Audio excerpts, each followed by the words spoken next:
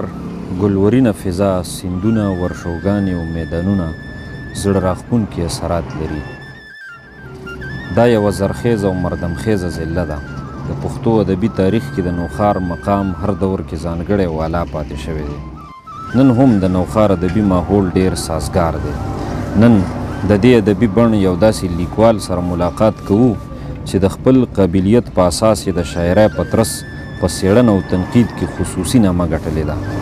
د تصوف د اسرارو او رموزو نه خبردار، د روحاني مکتبه فکر شارح، یو عملي صوفي ادیب، څېړنکار او دانشور چې د پښتو ژبې سرسړی یې په پښتنه مینه کړې ده، د خیشکو اوسېدونکی ښاغلی پروفیسر ډاکټر پرویز مهجور دی. نن ډاکټر صاحب سره د هغوی په ژوند او ادبي کار خبرې اترې کوو. السلام علیکم. السلام علیکم. سر خیر دی؟ مهرباني. ډاکټر صاحب غواړم چې ستاسو د ژوند لنډیز تاسو نه واورم چې ژوند تر دې دمه څنګه راورسېدو. نو زه په بره خیشکو کې د جنورۍ په 14 تاریخ کال 1952 کې زه ما پیدا شوم او د پلار نوم مې زرین خان دی. زه اندازتاً د 4 کالو وم چې وفات شو. باقي مور مې وه یوه او یو خور مې وه کشره. بس په کور کې دغه شان ژوند تېرېدو. د پرایمري تعلیم مې هم کلي کې وکړو او بیا د 5 نواله تر 10 پورې ګورنمنټ های سکول خیشکي پایان کې ما سبق وی. بیا د نوښار کالج کې ما داخله واخیسته. نو هغه د اف ای نه پس چې کوم دی بیا ما د ایس وي ټریننګ وکړو د استاذۍ. هغه چې مې وکړو نو لومبې زما چې کوم وټاکلې شوم نو هغه د اکتوبر په 20 تاریخ کال 1903 کې مصري بانډه کې نه 10 میاشتې مې هلته تېرې کړې. بیا دلته کې خیشکو ته راغلم، یعنې د های سکول خیشکي پایان چې ما سبق ویلو هلته که د اوټي ټیچر په حیثیت باندې ما کار کولو. دلته تقریبا 12 کاله ما تېر کړل. بیا اخبار کې او 12 کاله مې تېر کړل او دا بي اے شوه، ایم اے پښتو شوه، ایم اے اردو شوه. دا ټول ما په پرایویټ توګه باندې په دې سکول کې وکړل. بیا اخبار کې اشتهار راغوم پښتو اکیډمي کې د جونیئر ریسرچ سپیشلیسټ پوسټو په ډپارټمنټ کې لیکچر وم. هلته ما انټرویو ورکړو. زه دواړو کې خدای سلیکټ کړم خو ما چونکې اکیډمۍ ته ترجیح ورکړه ځکه چې زما ریسرچ سره شوق و. 1 فروری کال 1983 کې زه اکیډمۍ ته لاړم. ما لومبۍ ورځ هلته کې چارج مې واخیستو. ډاکټر صاحب دې منظومانه کې تاسو واده کله کړی دی؟ بچي مو څومره دي او هغوی څه کوي؟ غواړم چې دغه لنډ شان تفصیل هم راته ووایي. واده خو ما د مارچ په 5 تاریخ کال 1902 کې کړی دی. 4 لوریانې مې دي، 2 مې زامن دي. ډاکټر صاحب پښتو ادب کې خو تاسو د ډېر وخت نه وارد وي او په 88 کې تاسو پښتو اکیډمۍ ته هم راغئ. د ادب ته راتګ په حواله او پښتو اکیډمۍ کې ستاسو تجربه وشوه. غواړم چې د دې په حواله خپل تاثرات را سره شریک کړئ. نو ادب ته خو فطري طور مطلب دا دی چې د شعر صلاحیت او استعداد چا کوي که نه، هغه بیا چې ورو ورو څنګه عمر تېرېږي نو هغه مطالعه هم زیاتېږي او بیا چې کوم فیلډ لپاره خدای هغه مقرر کړي، که هغه شاعرۍ کې پاتې شي، ډرامو ته لاړ شي، افسانو ته لاړ شي، ریسرچ ته لاړ شي، څوک داسې چې هغه تقریبا په دې ټولو کې آلراونډر پاتې شي. نو زه چونکې دلته کې زموږ کلي کې پښتو ادبي او تنظیم او ټولنه وه، د دې نه کال 1901 کې پښتو ادبي ټولنه خیش کې د فرهاد غالب صاحب دی په حجره کې هغه څنګه دفتر و. نو تقریبا 14 کاله موږ هغه دفتر کې باقاعده میاشت به مشاعرې موږ کولې او هسې هم ناسته پاسته وه، هغې کې لایبرري وه. نو دغه بیا ورو ورو دا شی ډیولپ شو او بیا زه اکیډمۍ ته لاړم نو هلته لومبې د ما هغه تعیناتي چې کوم هغه په ډکشنري سیکشن کې وشوه نو هغې کې ما دومره کار وکړو چې هغه 2 جلده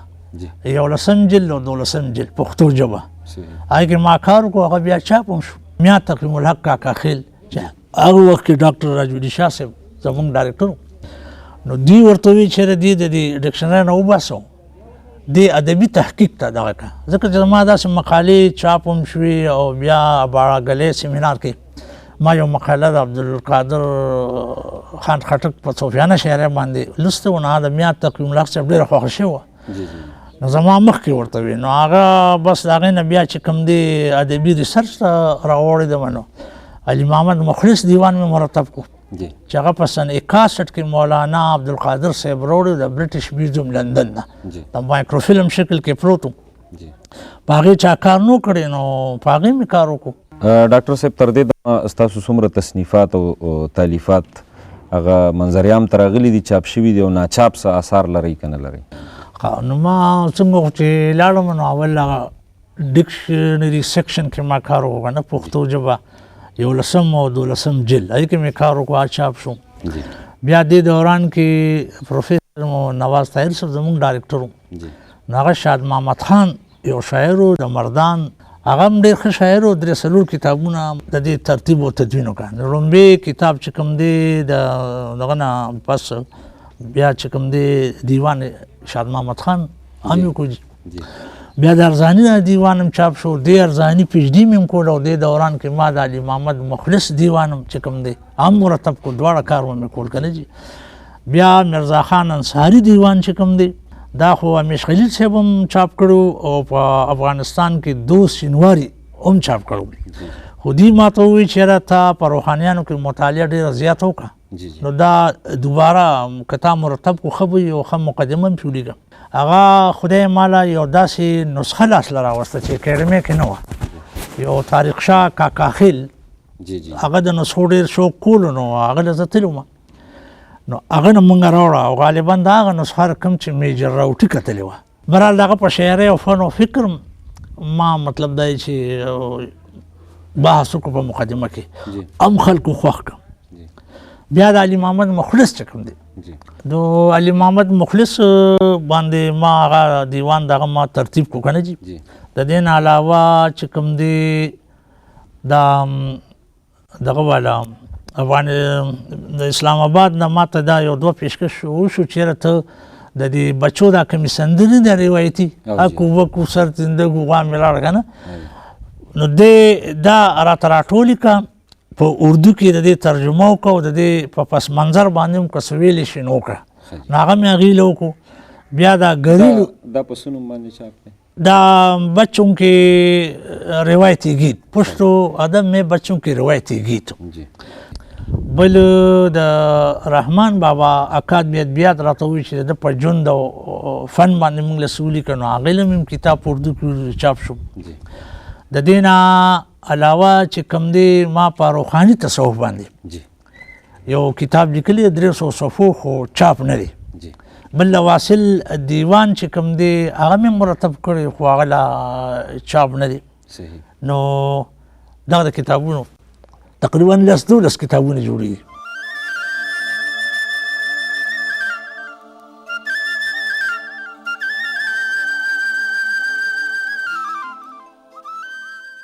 ډاکټر صاحب د پښتو په کلاسیکي شاعرۍ د تصوف ډېر زیات اثرات دي د پښتو د شاعرۍ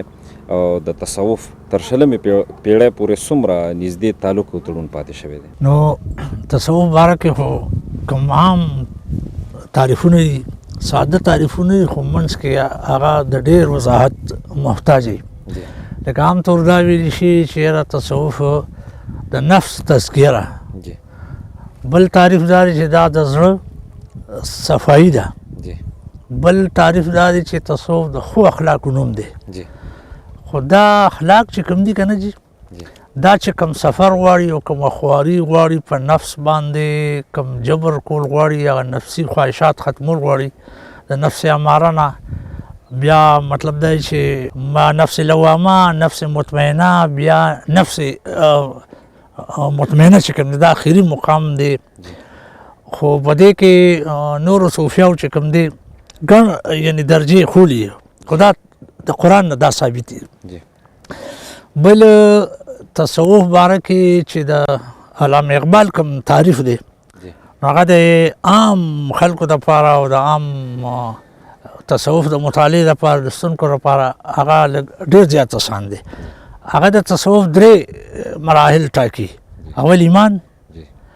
بیا فکر او بیا عرفان. ایمان مطلب دی چې اول خو بخپل عقیدې او هر څیز صحیح ساتي، ټینګ ساتي. فکر دا دی چې په انفس کې او په آفاق کې بیا فکر کول او د هغې نه پس لاندې چې د عرفان سلسله شروع کړي. نو قرآن کې خو د فکر باندې ډېر زیات زور راوړل شوی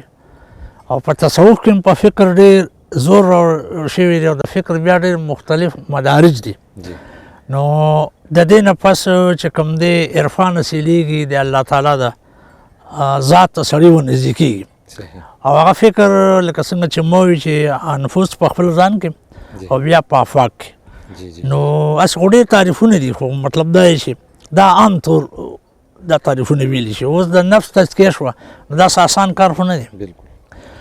او یا د زړه صفایي شوه دا څه آسان کار خو نه دی. کم شریعت چې کم دغه خولی دي یا خواهشات شو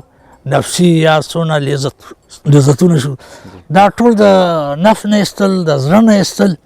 او پس د هغې نه یو پاکي حاصلول چې پاکي حاصله شي د روح پس د هغې نه هغه ته مطلب دا دی چې یو ډېر لویه درجه حاصلېږي څه ته چې موږ د ولایت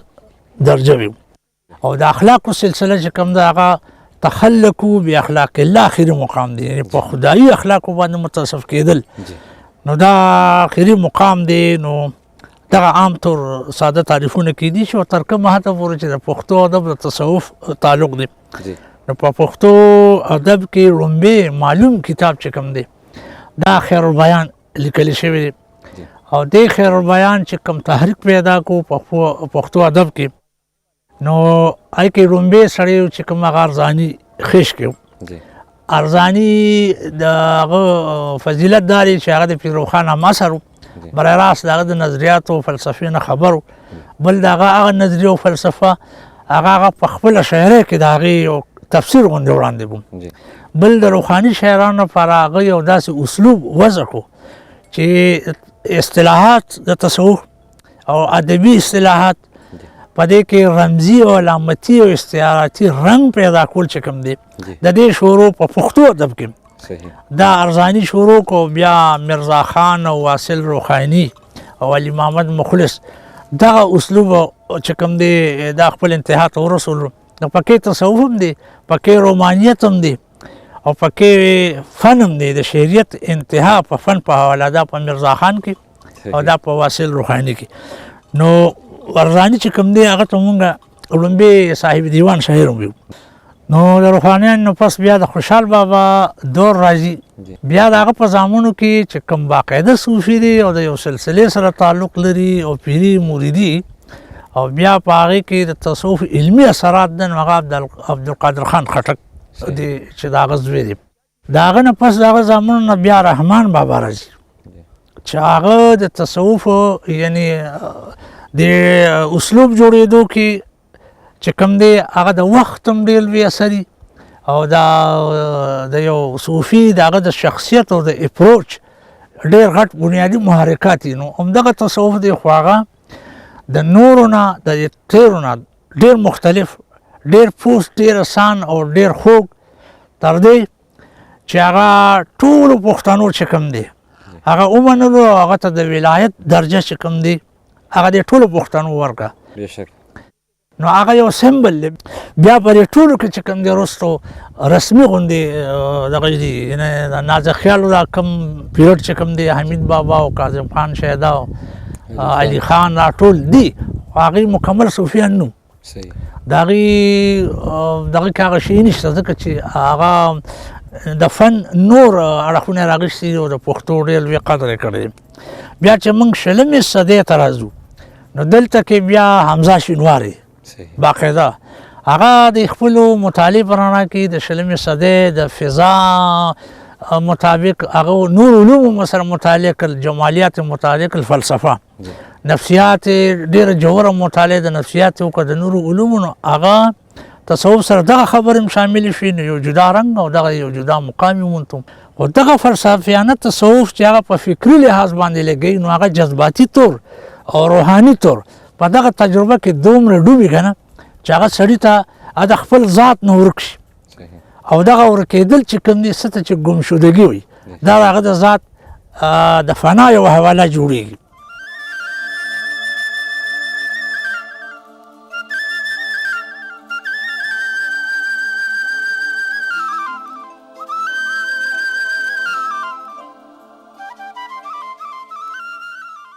په موجوده دور کې پرویز محجور په هغه خلکو کې شامل دی چې دلیل مني او دلیل وړاندې کوي.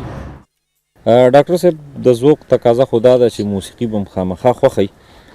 پښتو موسیقۍ کې هم د چا کلام او د چا په اواز خوښ دی؟ نو تر کومه حده پورې چې د موسیقۍ خبره ده نو دا خو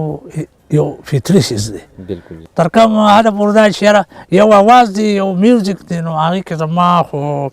بېشکه دغه د فیاض خان خیشکي بیا په تیره رفیق شینواري زما ډېر ځکه خوښ دی او خاص کر چې هغه کله د حمزه بابا کلام وړاندې کوي هغې کې یو صوفیانه ټچ دی اواز کې کمپوزیشن کې په کلام کې. राजा चिया जुड़क चुंगड़ा पसंगल की राजा चिया जुड़क चुंगड़ा पसंगल राजा चिया जुड़क चुंगड़ा पसंगल की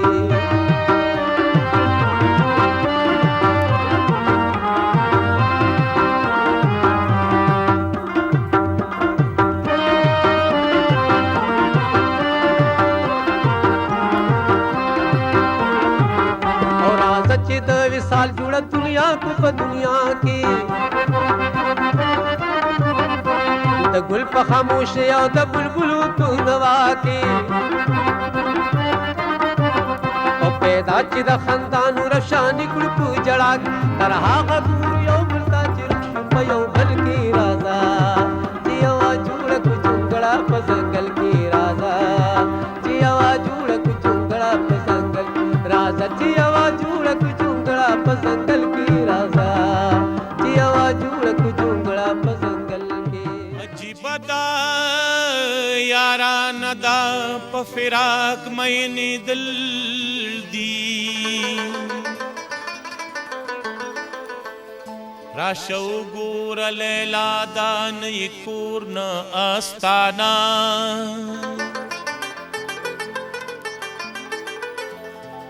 पावया काल ژوندون کې چونګز غي میرا پیدا کړ دو سلور داسې لفظونه نه مطلب شتا نه معنا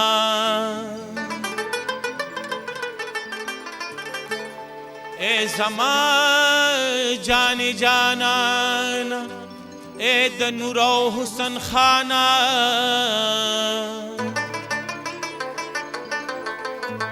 چرته خوب کې دی غنی هم په دې ملا او ټپوا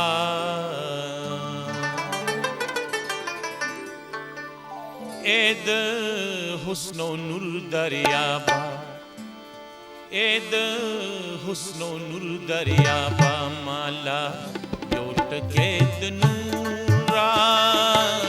سترګې ډکې د خندا را سترګې ډکې د خندا را شونډې ډکې د سرور را اے د حسن و نور دریابا مالا یو ټکې د نور را. ډاکټر صاحب ستاسو د ژوند د فن او د فکر په حواله ډېرې خوږې او زړه پورې خبرې تاسو سره وشوي. ډېر ښه مې جوړ دی ملګري م دي غواړم چې ستاسو د خوښې یو کلام تاسو نه وورو. دا یو غزل دی ارشاد. سترګې آینې کا زه د راز په خوږو پایم سترګې آینې کړه زه د راز په خوږو پایم او هسک لره نظر زه د پرواز په خوږو پایم ډېر او سارم هر کاروان دی د سارا سترګو کې ناست یم سارم هر کاروان دی د صحرا سترګو کې ناست یم زه ستا د جرس د هر اواز په خوږو پایمه ډېر ډېر او مینې مې په ځان د خپل ښایست راته بلا شوه مینې مې په ځان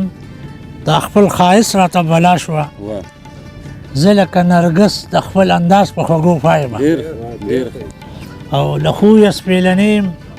د اوبو په اسرو نه جوم له خویه سپېلنیم د اوبو په اسرو نه جوم زه د خپلو للمو د یو نیاز په خوږو پایمه ډېر ډېر او نظر مې وي په لړو د جوړو نه بې نیاز یم نظر مې وي په لړو د جوړو نه بې نیاز یم زه لکه شمشاد د هر فراز په خوږو پایمه ډېر ډېر ښه شعر او پیدا مې شلو قدر د یار سترګو کې محجوره پیدا مې شلو قدر د یار سترګو کې محجوره زه لکه رانجه د خپل جواز په خوږو پایمه ډېر ډېر زه لکه رانجه د خپل جواز په خوږو پایمه